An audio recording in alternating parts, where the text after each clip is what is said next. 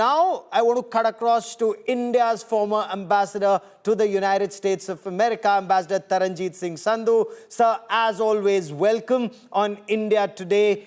How do you view Vice President J.D. Vance's visit to India, the Tri-Services Guard of Honor, Ashwini Vaishnav, Union Cabinet Minister there to receive him, and of course, his meeting with Prime Minister later this evening, sir? Hi, Gaurav. It's again nice to be with you.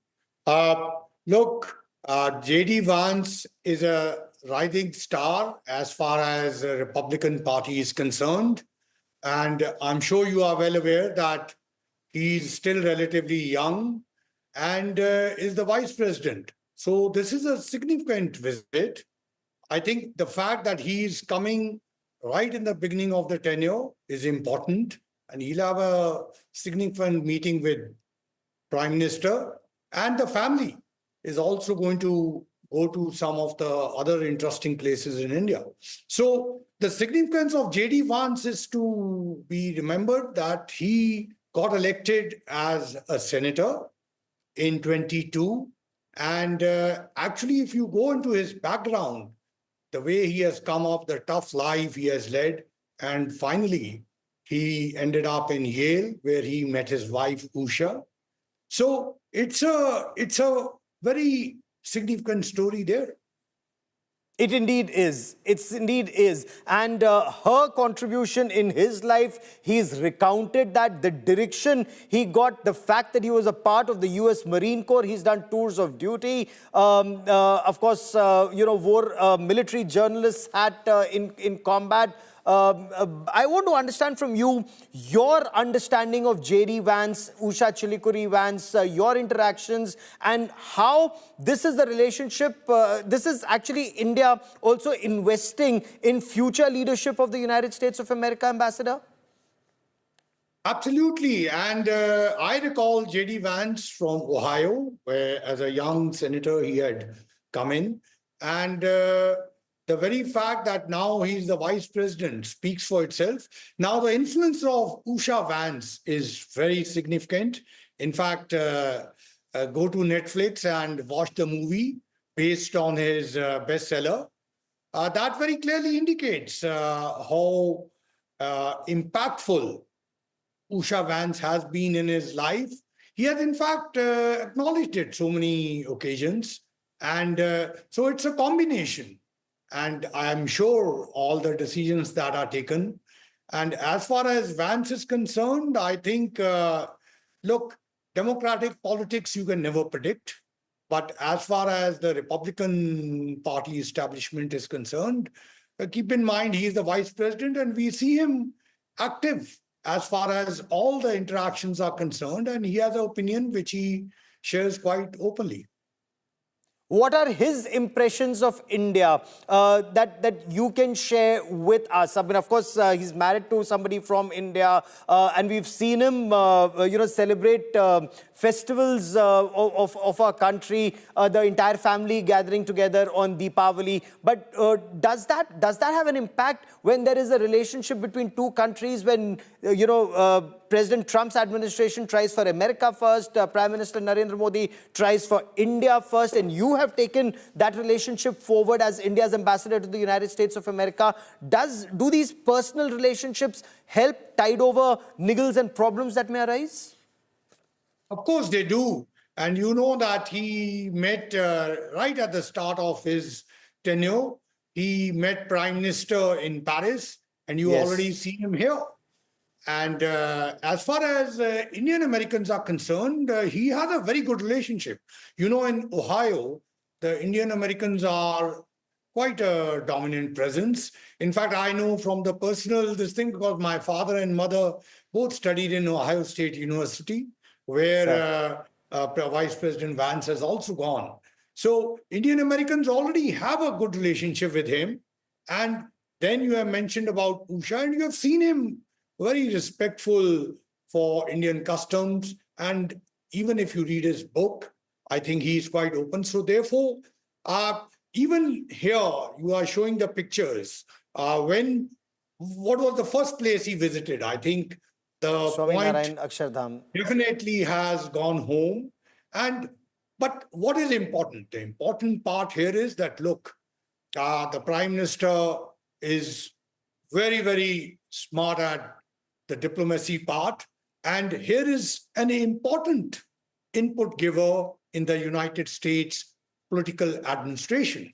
And you have him here, and people here, Indians anyway are always very welcoming. Look at the visit of 2020 Feb when President Trump came here and to Ahmedabad. I Ahmedabad. can tell you that any Republican senator and congressman I spoke at that time, just before the COVID hit, President Trump had already spoken about it. Also, this time when Prime Minister Modi was there, that's one of the things he remembered, 140,000 people coming and welcoming him. Oh, absolutely, sir. In fact, I'd covered both Namaste Trump at Ahmedabad and Howdy Modi at Houston, Texas at the NRG Stadium. The energy there had to be seen, and I'm sure political leaders keep that in mind. But when it comes to the comprehensive strategic partnership between America and India, both the countries need each other. But is this BTA? One, it's an opportunity, but two, can it also lead to problems? Is it leading to problems, or will the two sides be willing to accommodate each other? So see, any relationship has complications. Even our relationships at home have complications. They have to be tackled. So during Trump 1, there were issues, but they were tackled. During Trump 2, there are lots of issues. We are not talking just about United States and India. There is a worldwide issue of trade that is coming up. But if you look at the light within that, I think the Indian aspect, essentially the balance, will be much more easier achieved than many other complications. But you touched a very important point. That is the strategic relationship. Look, I think even a child can see that as the time is progressing, you are seeing some of the powers that are not that friendly to United States are already testing it. So as we move ahead, be a bit patient. I think this strategic relationship is only bound to go deeper and it will flower more. I will only point to the Indo-Pacific strategy, which came out towards the end of Trump 1. If you look at it, you can see the important role which India was to play in his thinking. And I'm sure in this coming days, that will play a significant aspect in settlement of what you are looking at, some of the problems. So that's a very significant point. If I were to read between the lines, it's a very, very major point that you're making here.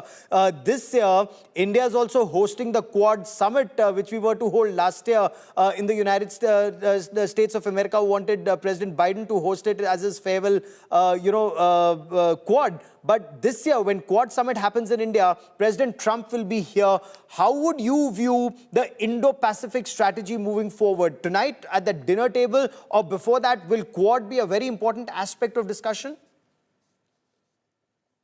Absolutely. Quad will be. And if you remember, during Trump's first presidency, Quad was given a huge lift. And President Trump and his team at National Security Council at that time were very significantly invested. And here I may point out, incidentally, at end of his presidency, President Trump gave a highest award to all the 4 Quad leaders. And I had received it on behalf of Prime Minister Modi then. So Quad is a significant aspect. And when President Trump comes here, I'm sure you will see, and you can certainly be confident that the present establishment here will make it a memorable visit for President Trump.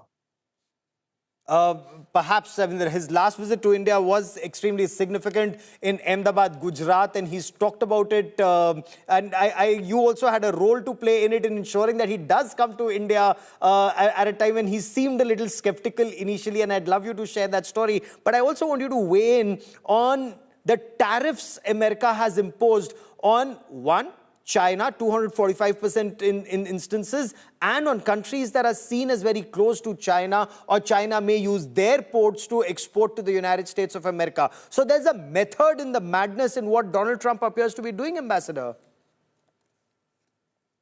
Well, I don't want to be giving commentary on what's happening. You know that politics is complicated and international politics is certainly complicated. This is not the last word. And that's why I said just be patient and see how the negotiations proceed worldwide. I'm confident that India-US relationship is bound to deepen, and certainly some of the other aspects will play an important role. And here is an opportunity. There is no doubt that any country can't go it all alone. So there are significant aspects, and we have the international production system today in which you require reliable supply chains. And I do know that United States certainly regards India as a reliable partner. China has been, issuing, if I may, threats as some country view it, or warnings as some others may perceive it to be, that in case they want to do deals which adversely impact China's interests, there will be either consequences or countermeasures. How would you view that, sir? So I think many of the countries around know the past conduct, and so it's no secret. But again, we have China as our neighbor, and I'm sure the current government is well aware of tackling China because it has. But that also points to, look, we never invited China to come to our border. They came on their own. And do keep that in mind. And therefore, I think it's very significant that the countries which have a similar attitude need to cooperate. And that is the significance also, especially the strategic significance of United States-India partnership. And that's the question I wanted to come to, Ambassador. The strategic bilateral cooperation, India is also looking at, when you talk about trust in terms of high-end critical technology coming to India, co-production, co-development. Are we moving beyond words? When you were our ambassador to the United States, there was a lot of push to ensure ISET results in technologies being manufactured in India, resulting in greater manufacture in India. Do you see that progressing the way it was envisaged? Look, there's a new understanding which had come out. They are calling it trust. But essentially, the technology partnership is going to be important because India has the technology expertise, US has that, and do keep in mind that India has a very young population in an aging world. We have 50% of our population is 26 years and below. Now, it's true that things are moving towards AI, but keep in mind that AI also requires trained manpower. And where are you going to get that? You do need to feed in. That's only when AI will start giving you results. So India is going to be a significant player. And I'm sure this partnership, what is being called now as trust, is going to deepen more. Ambassador Taranjeet Sandhu, for joining me here on this India Today special broadcast. Many thanks.